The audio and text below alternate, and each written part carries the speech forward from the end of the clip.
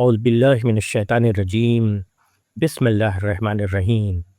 سورہ بقرہ ترجمہ اور تفسیر، آیت نمبر 178 سے آیت نمبر 182 تک۔ یا ایھا الذین آمنوا کتب علیکم القصاص فی القتلى الحر بالحر والعبد بالعبد والانثى بالانثى فمن عفی له من اخیہ شیء فاتباع بالمعروف واداع الیہ بإحسان ذلک تخفیف من ربکم ورحمۃ فمن اعتدی بعد ذلک فلہ عذاب علیم ولکم فی القصاص حیاۃ یا اولی الالباب لعلکم تتقون کتب علیکم اذا حضر احدکم الموت ان ترک خیرا الوصیۃ للوالدین والاقربین بالمعروف حقا علی المتقین فمن بدلہ بعد ما سمعہ فانما اسمہ علی الذین یبدلونہ ان اللہ سمیع علیم فمن خاف من موص جنفا او اثما فاصلح بینہم فلا اثم علیہ ان اللہ غفور الرحیم۔ سورہ بقرہ کے ان آیتوں کا ترجمہ ہے: اے ایمان والوں، تم پر مقتولوں کا قصاص لینا فرض کیا جاتا ہے، آزاد کے بدلے آزاد، غلام کے بدلے غلام، عورت کے بدلے عورت۔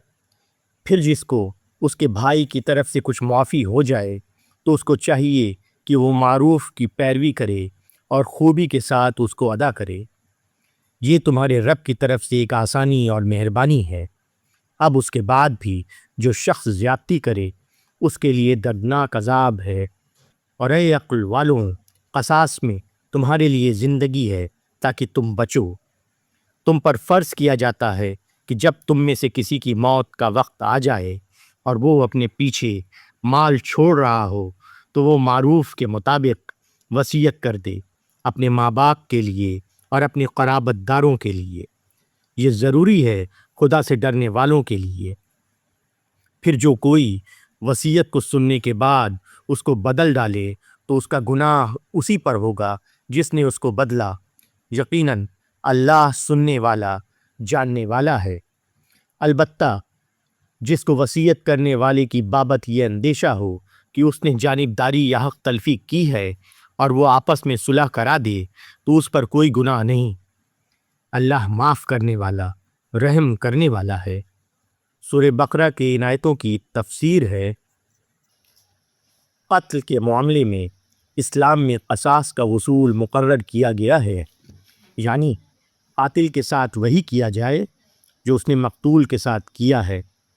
اس طرح ایک طرف آئندہ کے لیے قتل کی حوصلہ شکنی ہوتی ہے، کیونکہ اپنی جان کا خوف آدمی کو دوسرے کی جان لینے سے روکتا ہے اور نتیجتاً سب کی جانیں محفوظ ہو جاتی ہیں۔